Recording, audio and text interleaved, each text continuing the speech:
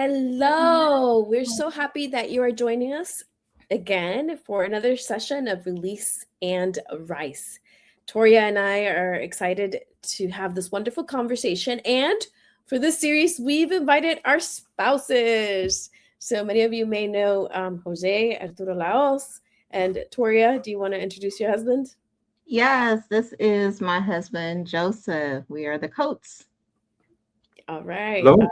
right. So we wanted to have a wonderful conversation with our spouses about navigating the hidden relationship pitfalls. And our hope is to have several different conversations around relationships, marriage, and family life in the next few sessions. And so we hope that you tune us in.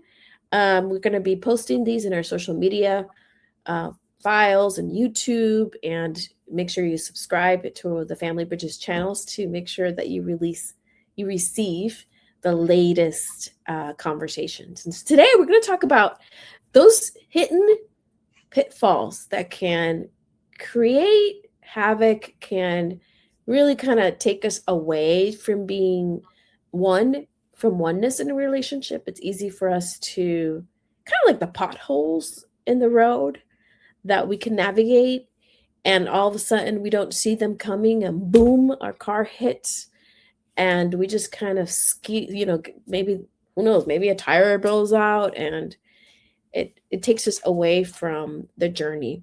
So in that same way, there's potholes in the relationships that we may not be mindful of, that we may not notice, and they can get us off course. So let's discover let's talk about this today. We're going to talk about some of the common ones, bring them to light, not just so we have information, but in order for us to be able to make a difference, right? In order for us to make changes, turn things around and recognize that. So with that, let's start. And I'd love either for you, Toria, or for Joseph to get us started with just this first question. Why is it that you think as couples, sometimes we get stuck in a rut and we end up often fighting about the same thing over and over again? I mean, I don't know if you've seen this, but we tend to do that, right? We tend to fight about money or fight about the chores, and it's kind of the same thing, and we kind of go in circles. Have you guys seen that? And why do you think that is? I'd say yes. I think we've seen that, um, and I think that occurs. When there could be some underlying issues, in the relationship that just you're so everybody's busy. Maybe you don't necessarily have the time to sit down and talk about what the underlying issue is and resolve it. And when you have unresolved issues, they could potentially just linger and resurface again and again and again until you actually take the time to slow down and talk it through and figure out what exactly is going on and address it once and for all and resolve it. I think if you don't do that, you would have a tendency to see it recurring and being repetitive.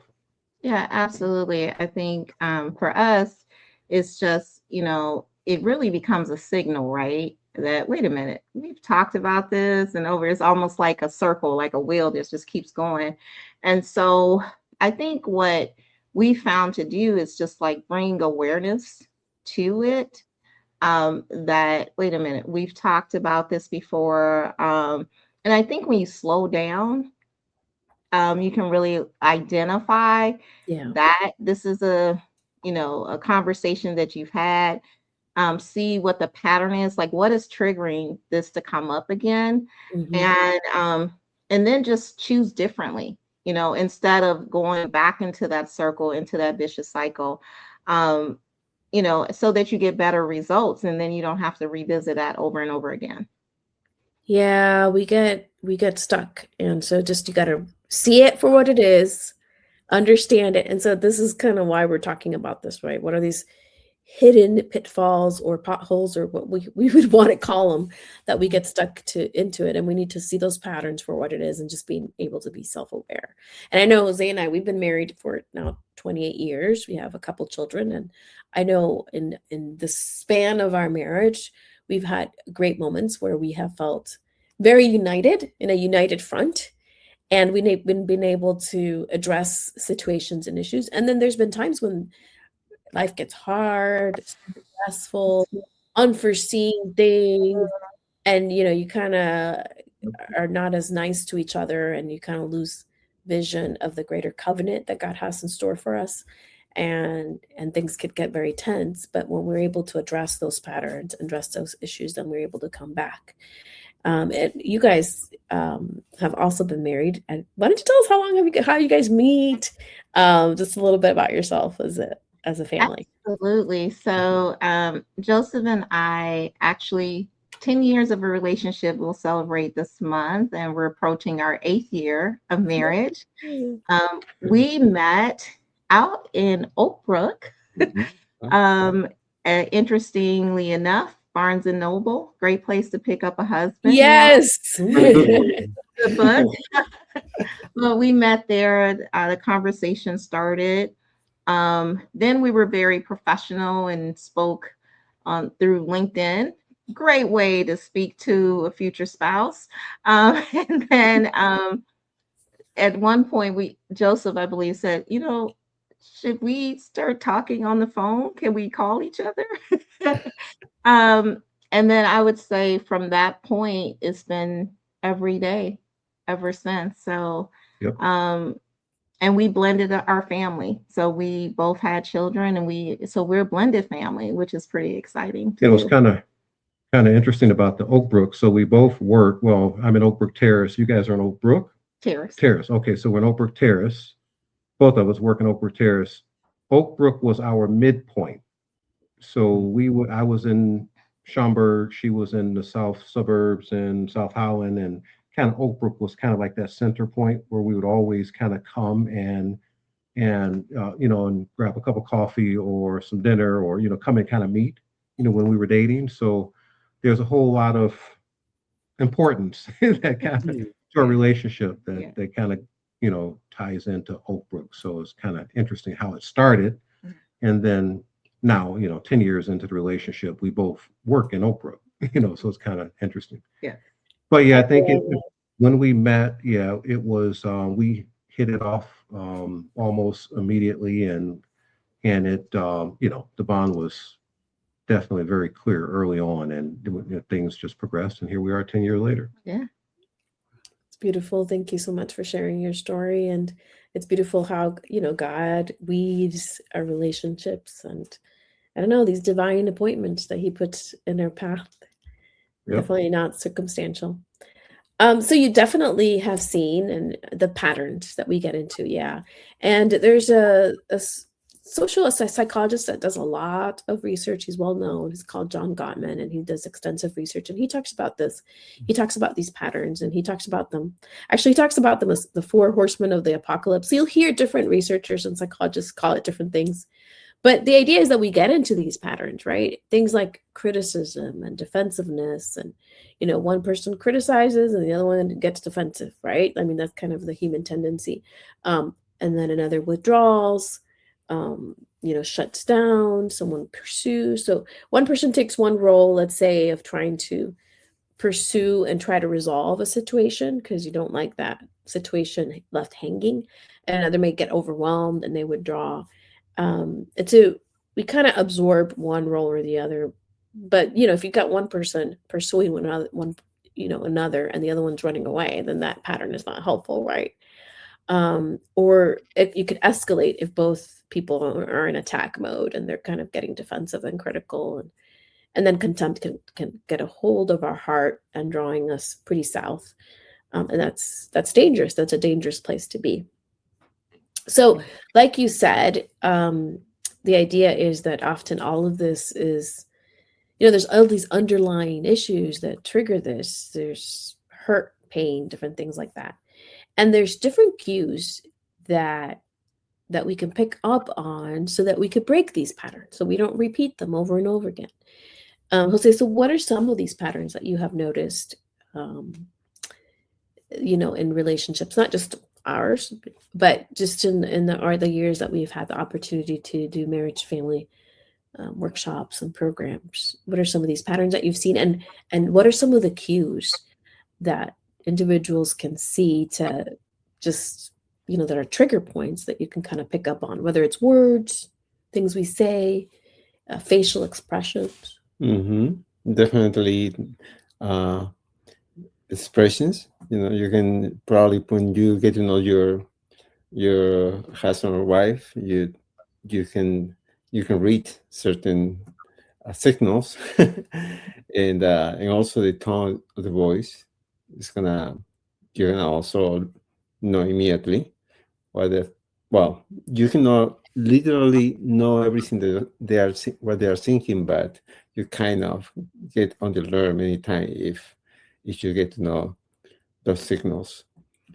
And yeah, many times also when we also use probably certain words that kind of put us on defense when we attack the other person, when we generally say like you or him, or right, you're doing this, you're doing that, instead of we should point our stuff like as a partner together, or maybe just expressing in yourself, saying something like I'm feeling this way, instead of saying you are doing this wrong, or why do you do this, or you're always doing this. So yeah, there are certain expressions and also signals that we can also, it can cause certain frictions in the relationship. You always, you never. Yeah. Yeah, those are, we were laughing earlier with our kids about those words, kind of poking at them, but they send people, they do something, man. They get under your skin and they just can bring out the worst in you, and it's, you forget everything that you learned in 1 Corinthians 13, patience, perseverance, love, and it just goes out the window, and before you know it, like the incredible monster comes out, and you're like, don't even recognize yourself, and you unleash, or you start digging archaeological stuff from the past to the present. I mean, it just can really create havoc. So those are a couple words that you can just cut them off from your couch. Try to like, just don't say them. It's a habit. We can get into that habit because we grew up maybe listening to that, or we just run into saying that, and that it's just not going to lead to anything good. So that's a good one. Any others that you guys have noticed? But I just say, just like Jose said, I mean, there's nonverbal cues. I mean, once you spend a lot of time with your spouse, you learn to read your spouse, and their nonverbal communication. So you can detect, when something's not good, or something's not quite going well, or maybe something that you're doing, or maybe have done, is kind of rubbing your spouse the wrong way. You know what I mean? The nonverbal communication is definitely there, and it's powerful. And like I said, I mean, I think I'm repeating myself, but the closer you are, and the longer you've been with one another, the better you are at reading it. Yes. Read the room. Don't poke the bear, huh? Right. That's right. Yeah, that is a good point. Yeah, Toria? No, I was just gonna say, it's just and how do you get beyond that piece, because once the you come in, it's kind of, now it's almost like competition begin. Okay, I'm gonna win this one. But and really at some point you just have to, like, take a breather and just stop, because now you're not thinking about each other. You're just you just want to win. Like, I just, and you won't say it that way, but it really is. I'm just trying to prove my point. Yeah, and Toria, you're hitting the second point in the blind spots. So we were just talking about, these emotional blind spots and patterns. And if we don't know the patterns, then that could be a blind spot in a pitfall, relationship pitfall, or a pothole, whatever you want to call it. But if we don't understand what we're doing, like one person is pushing and the other one is withdrawing, that's a big, that little cycle that we can get into, and something that triggers that, the words or the tone. But you're just getting into a second one, which is really important.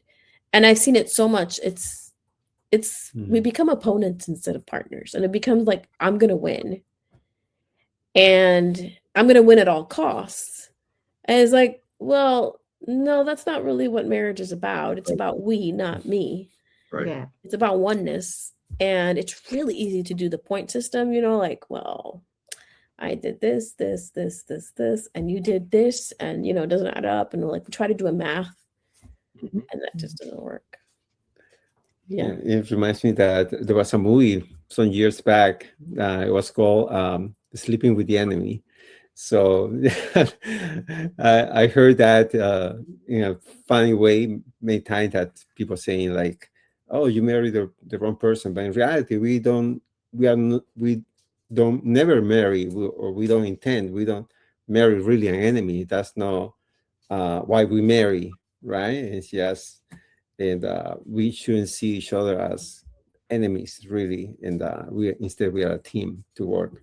We need For to sure. work together, and yeah, and grow instead of being fighting, or that misconception of the enemy, that we are not, right? Otherwise, we have never been married. We were thinking that way at the beginning.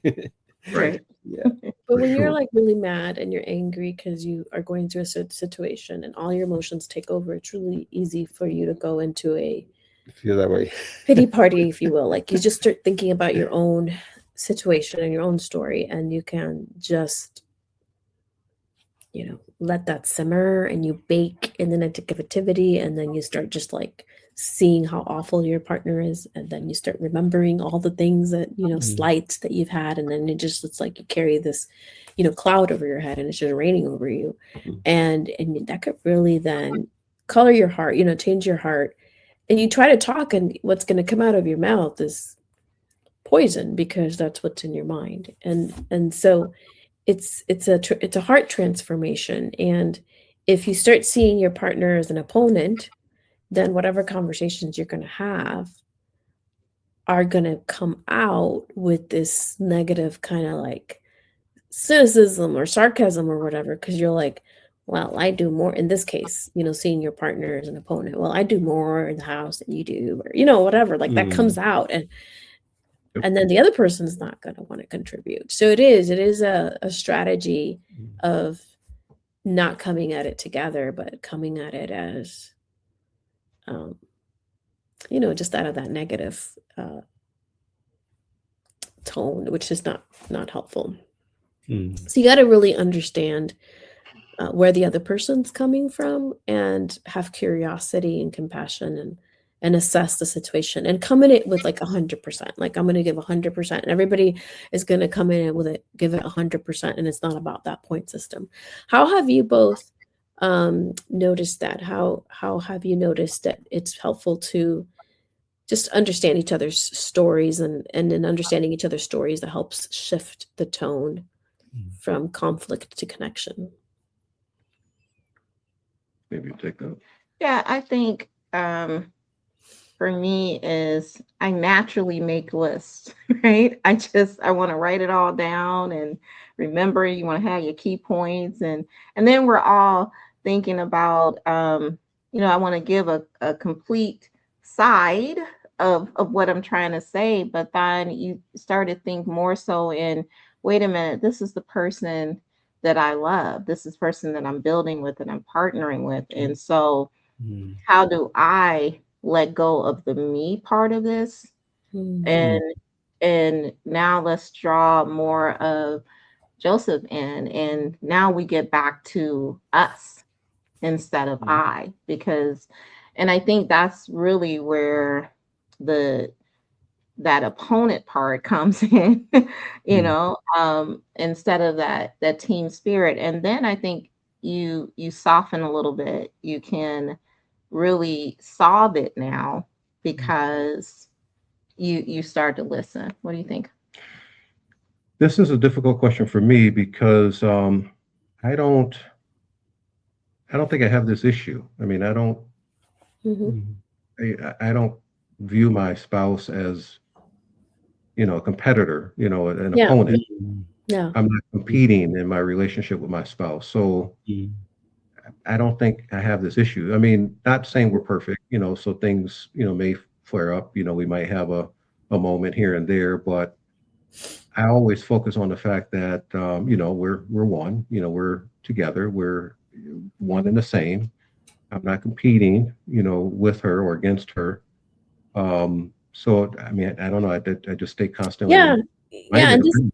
yeah, and this doesn't have to be an issue for you. I just know that there's a lot of people right out there that it's easy to slide into that. Yep. And also I think it also is something that maybe you even mature in marriage. Because I'm thinking like early on in the first year, 2 years, whatever, where you're trying to figure out yourself out and you're trying to, maybe you have lived independent, like some people that are listening, not necessarily our cases, but that may be Yep. listening on, maybe the first couple of years in their marriage, they're trying to figure it out. They maybe lived by themselves, for a long time, and now they're Right. trying to figure out how to be one. And so it's kind of that, that can creep in yourself, could creep in and sabotage the we. Yep. And then it could get a little, muddled I in the think as long as waters. you should, if that should that were to occur, I mean, as long as you remind yourself that, hey, look, this is your spouse. Yeah. This is the person that you chose to love, who also chose to love you. You're one, and the same. And as long as you focus on that, during those moments, maybe that'll redirect that energy that wants to, compete against the person and make the Yeah. person your opponent, and it redirect you back to just being reminded of why you married your spouse. Yeah, and that's a good point. That's the beautiful thing about marriage and the Mhm. covenant, that when we're able to make that vow and that we remember that anchors. And Yep. so when all those little things come up, you go, we made this covenant, and that means it's something that we Mhm. did, and we're wanting to be one, not just be me. So that is a good reminder. You Absolutely. want to chime in on that? No, I just wanted to say that uh, sometimes people they see, and they say, "Oh wow, you guys been married, how's great," and they just see the outside, right? And and every time somebody compliment me, or not always, but many times, I had to say, "Yes, by the mercy of God," to be honest, because we made so many mistakes. We had gone through so many stages in our marriage, and we are not perfect. We had our struggles, and Right. it's just by the mercy of God that we are here, and now we can see the struggles that we had in the past also as meaningless, like they were so dumb, or still mistakes that we done in the past too. But we have learned now, and now we feel like we are in a better place, right? It's not always perfect. We are still sometimes have our arguments, but we feel like we are in a better place. And just thanks to God, to be honest, we have to be grateful to Him all the time. Yeah, and Yeah. I think it's helpful to recognize what is that pattern that we fall trap into. So what is the Mm. tendency, And then once we see it and we see it again, then we can identify it and not do that, right? So Mm. if one person is chasing the other one and it's too intense in the way they chase the other one, it's like, okay, Mm. turn down the volume a little bit. And if the other one is running away, we'll step up and be responsible and own. And then that kind of creates a different pattern, one Mm. that's healthier. So that helps. And then the words that we use instead of the never or you, when we're able to own personal responsibility, shift the language from blame to responsibility. I'm upset because of this. I'd like to do this. Why don't we do this? That softer startup facilitates and creates a pathway for us to be able to be on the same page and have a nice conversation instead of just kind of putting us in a position of Mhm. of opponents and enemies instead of being on the same team. Well, let's Yep. move on to another one of these roadblocks or potholes that we would like to call them. And the third one that we have here is letting external influences erode your bond. And what I mean by external influences, it could be many things. It could be things like, social media comparison, right? Or spending a lot of time on digital things that take us away from family and friends. It could be the in-law that may be spending way too much time, or like, I don't know, that people could be making decisions. Friends. Yeah, friends that are toxic, Yeah. that are just not helpful in the relationship. There's just a whole sports, if that's taking, basically the third wheel, right, in a relation. Like, what is the ghost or the third person? It doesn't have to be a physical person, but that can infiltrate and subtly take over and really make it difficult for you to be one in the relationship. What are some of these outside voices that you guys have seen in your marriage? Maybe an example. I know you'd like to share an example of soccer at one time, like years ago. Yeah, well, I play soccer, and when I first moved here to Wheaton, Illinois, I joined this group. Been playing for a while. I was playing for a while, and I got injured. And my kids were small, so I decided to take away from playing because I wanted to enjoy them when they were small, to go hiking, for walks, all that. I had to make a sacrifice, to be honest. And the sacrifice lasted for 12 years. So it was a long, long break. But when I came back one day, a pastor invited me to go play one night. And after that, I decided to go back to my group that we meet in the morning 3 times a week and play 6 in the morning. And I realized how much I was missing on that, how important it was to be part of a group of guys, and and to bump each other, and the struggle, the hustle, playing with other guys. And I realized how important it was for me, because I had spent so much time with my kids, with little ones, and I was missing that part. And I remember telling them, this is a blessing to be here with you guys. But at the same time, this group is very healthy. I can say that they care for each other. They don't play with bad intentions. We care for each other, and we, if somebody gets injured, we care about each other, right? And otherwise, I wouldn't be playing with that group. I would probably join another kind of group, right? A group of friends that also group, healthy group. I will be looking for. But yeah, it's something that I enjoy. And that's a healthy example of having a body of people that can support you and give you life. So those are good things, right? I go to a women's Bible study, and all these things give us life, right? So we're not talking about good things. We need community. We need family. Extended family is good. Some form of media is good. I mean, it's not all bad, right? You want to be aware of the politics or what's going on, so you can pray for your country or know what's going on. So you don't have to be aloof, right? We're not talking about kind of being completely secluded.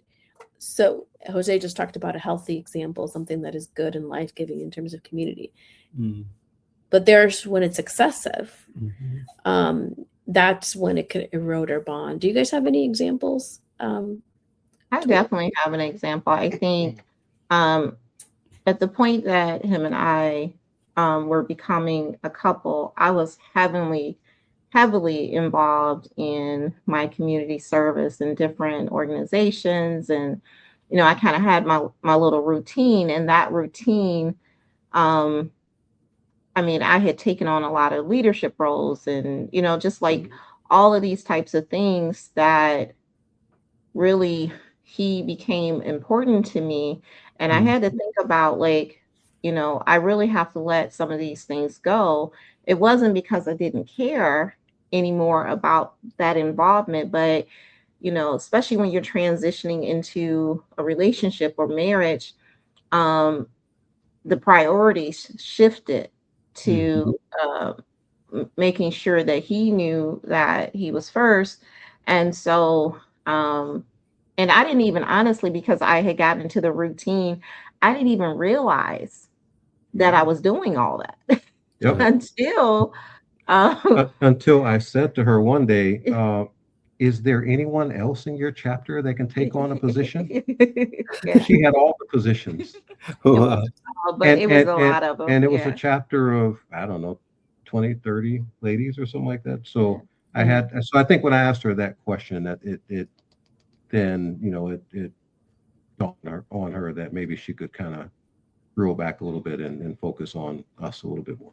Yeah, and I just had a lot of things, and it wasn't just that. I had other, I was tending to do that in everything. I had several ministries. I had, it was just like a lot in everywhere. And so I think that type of being overcommitted or outside influence and pressure to do those things, can erode a relationship, because you're now being pulled in so many different directions. And so just taking that pause really made a difference, personally speaking. And I think it made a difference for us, but it also could make a difference for someone else who might be dealing with that, like, and then hoping that the people that you have a relationship with understand that, I have a new priority. So, yeah. So good. So good. Thank you so much for sharing. Because, we can get overcommitted in everything that we love. We just love community service. We love stepping up, and that might be good. But we can go over the top, right? And then it neglects the time that we have. But I love the question that you had, Joseph, that you just asked, just a good question. And so it's like such a reminder of iron sharpens iron, right? That proverb, like that we can kind of be a scaffold to each other in marriage, kind of hold us. And that's one beautiful aspect of marriage, that we can kind of help us kind of go back and be a little bit more sane and balanced when we listen to each other. So thank you for sharing that. Yeah, so good. So that was ignoring the other pitfall or pothole, if you will, is ignoring bits for connection. And what we're talking about here is that oftentimes there's daily bits for connection that we make. Just little things like, hey, honey, and, or a hand or a hug. And we just kind of, if we perpetually ignore the person and they want to be listened to, over time, that can create a sense of loneliness. And that could really erode that emotional intimacy that we would have. And it leaves couples feeling emotionally underfunded, if you will. And so just would love to hear from any one of you. What do those why is it that those small moments matter? And sometimes they matter, and why do they matter more than the grand gestures? What say you? I would think like one of my favorite things that we do daily is if one of us is leaving, the other one comes to the door. And so we have a moment before the other person leaves, so before you rush off, let's take a moment for each other. And so that's probably one of my favorite parts of our day. And the other small gesture, I always say to everyone that I drink very expensive coffee out. And when we first got together, and he would come and ask, would you like coffee, in the morning? And I would say no, because I was always thinking about this expensive coffee that I would go buy out. And so every day I would say no. And he'd come back the next morning and say, hey, would you like some coffee? And then it dawned on me that that was his gesture, to me. And now I look forward to it, to the point that I don't even want to make the coffee, because I'm just to bring it. And, and then what's really cute is he will wait until I take my first sip of the coffee to make sure it's enjoyable. So that is, to me, I'm putty after that. I'm just going to be honest. So I'd say, well, just in response to that, I mean, I view coffee as like a social event. Coffee is it's not just a cup of liquid. It's it's a social event. So Yeah. yeah, we share that moment almost every day. But to get back to the question, I mean, I think it's anyone can put on a big, grandiose, big, elaborate to do. With the bells and the whistles and the cymbals and the drums and the music. I mean, and the gifts, and I mean, anyone can do it loud and big. But I think it's in the subtle detail. The small things like details. I mean, the small things matter. When you take time out of your busy day, your busy schedule, and do a little small subtle thing for your spouse, I think it communicates almost on a subconscious subliminal level that you're special to me. And so I think that's why the little subtle things carry just as much, or in some maybe more weight than the great big things. Absolutely. I think it's so important. And I think it's so easy to just want to like put a big exclamation, double click on everything you said. Because sometimes there's like, okay, we just got married, like, and that's it. That was just all the dating, all the details, all the loving and the poetry writing and the like. It happened in the pre-dating period. People get married and they just kind of throw that out and they forget that it's those moments, those sacred moments, if you will, a hug, just a verbal eye presence, being present, a coffee, just seeing your spouse overwhelmed and being like, let me give you a massage, and just like the little things. And all of that adds up. Being responsible for your, finances, being responsible for the kids, just showing up for people, all of that matters. Oh yeah. And a lot, there's one way to talk about it. You hear it a lot as the emotional bank account. It's kind of like if you make all these daily deposits, then when the really hard season happens, things that happen externally that you don't, a hurricane, tornado, those kinds of craziness that just put pressure. So it could be that kind of crazy life experience, or internal things you don't expect it, a job loss, health of someone, when those things hit and they grind and grind and grind at you, you have like this emotional bank account that you can withdraw from, right? But if you don't have any of that and you're just kind of withdrawing and you're going on empty, Right. It's hard. It's hard. And then you want to be with someone that's nice to you, and that is kind to you and loving to you. So then you want to be with them. And it pays off. Yeah. So yeah. So husbands, wives, make an effort. And I would say don't wait for the other person to take the initiative, because sometimes we have the expectation that like as women, well, it's the husband that has to bring me flowers and chocolate and Valentine's or whatever it is. And it's like, well, what is it that you want? Say it and then go plan it and do it. You start with you. You're the one that can be the change agent, and or make the request. Let them know. People can't mind read. They might not know by osmosis that you really want, white chocolate every 14th of the month, whatever, like you got to just explicitly say, I want to eat Mexican food on Friday nights. I mean, I don't know, whatever it is that I want this kind of coffee, like just say it and help out your spouse. They don't have to try to figure it out. For sure. Yeah. Yeah, I guess could add that many things that makes relationship very toxic is the nagging part, and I've been guilty of that. And now that I can see what my wife, everything that she does, now I can put on her shoes. I can say that put on your spouse shoes. That way you can understand a little better what they do. And definitely we are, now that I understand everything that she does, the nagging part has decreased substantially. And having a little empathy matters. Yeah, definitely, yes. Yeah.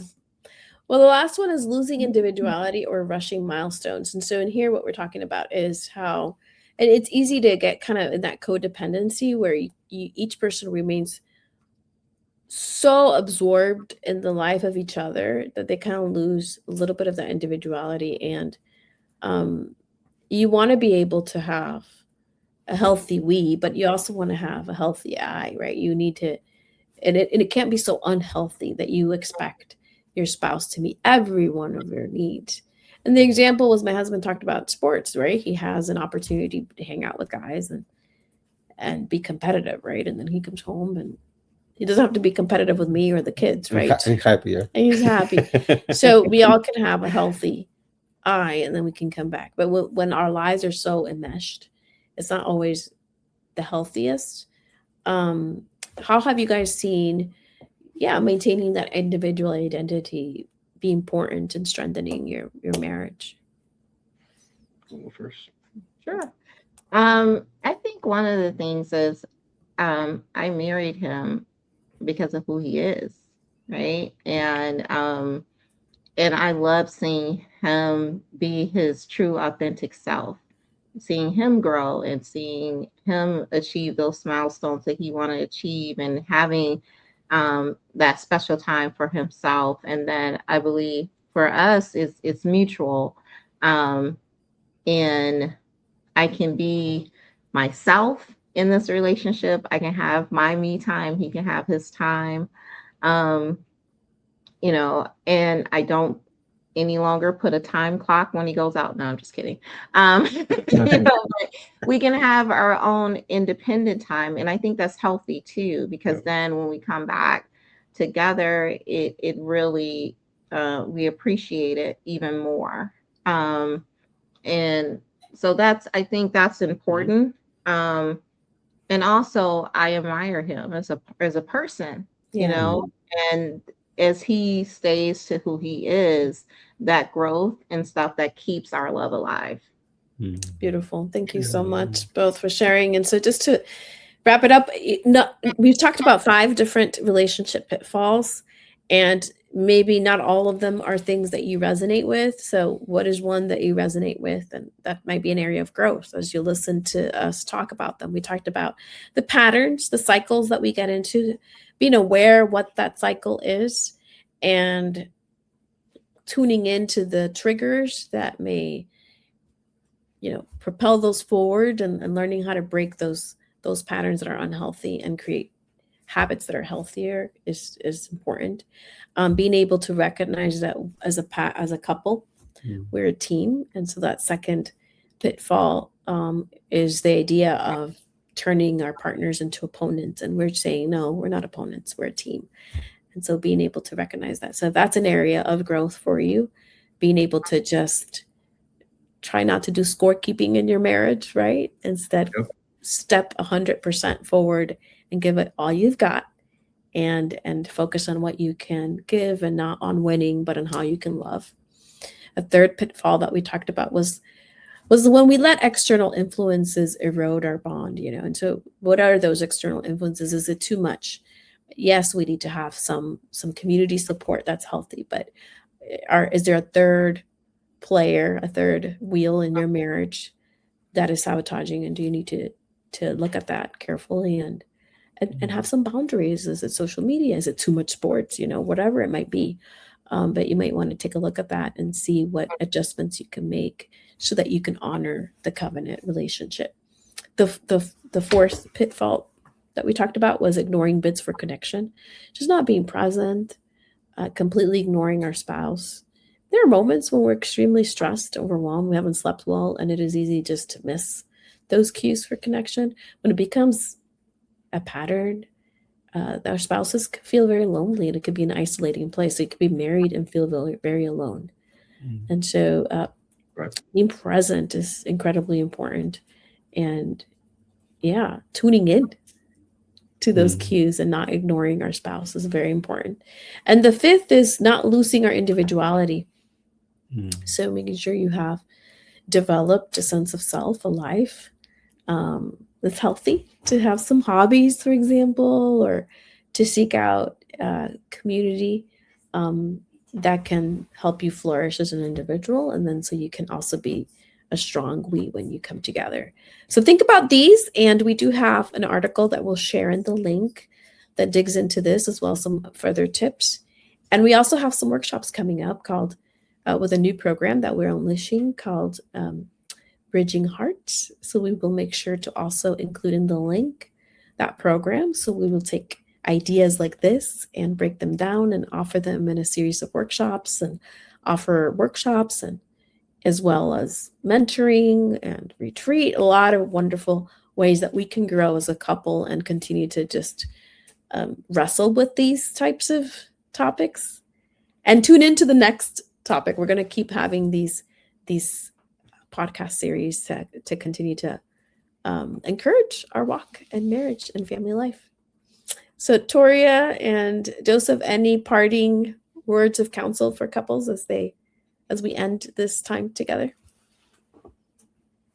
I guess just as a brief parting word, we love each other tremendously, Tori and I.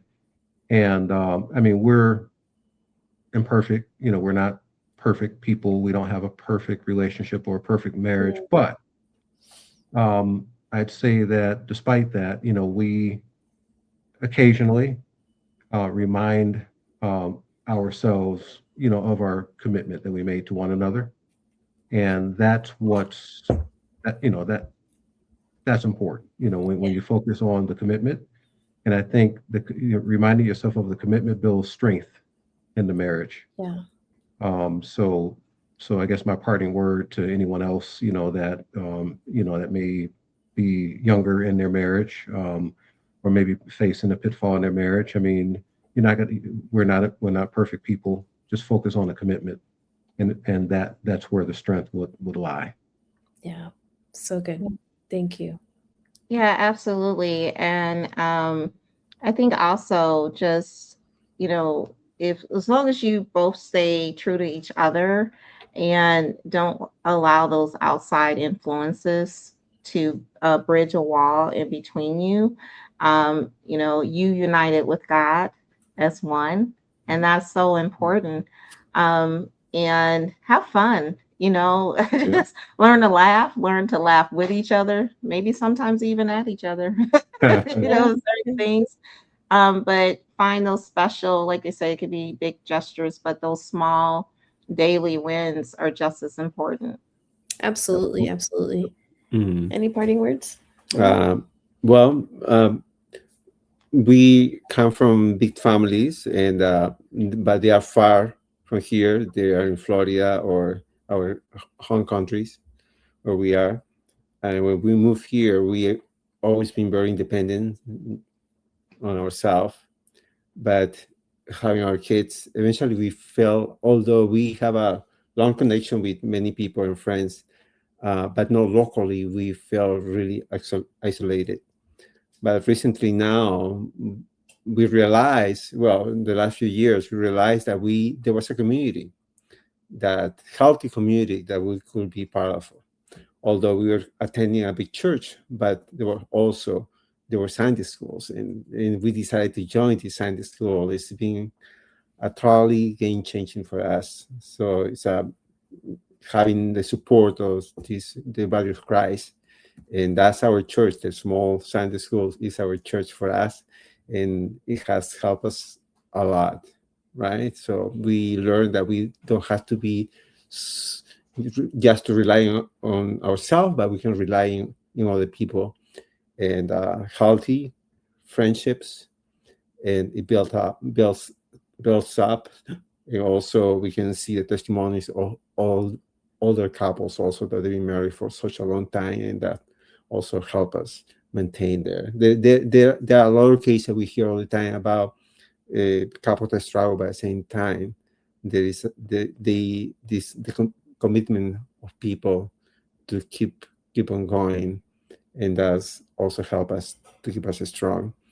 And well, it's a blessing, to be honest. Absolutely. It's so good to have other people pray with you and do life together. We don't have to do life alone, and being able to participate in a church community, encourage people to be part of a church, and sign up for a small group or, church, a smaller group within the bigger church, that you can have that community and to live, do life together. Yep. And have other people pray for you. It's really wonderful. It's life-changing. It's great Amen. advice. Toria, we have an upcoming event, and it's Lead with Joy, and I'm going to put it up and love for you to just talk about it. So, ladies, get ready for our third Lead with Joy conference. It is coming up on Saturday, April 18th at 3 o'clock in the afternoon. We have a dynamic group of speakers covering topics spanning from working on the inside, branding, if you have a business. We're going to do artificial intelligence and avoiding some of the pitfalls with that.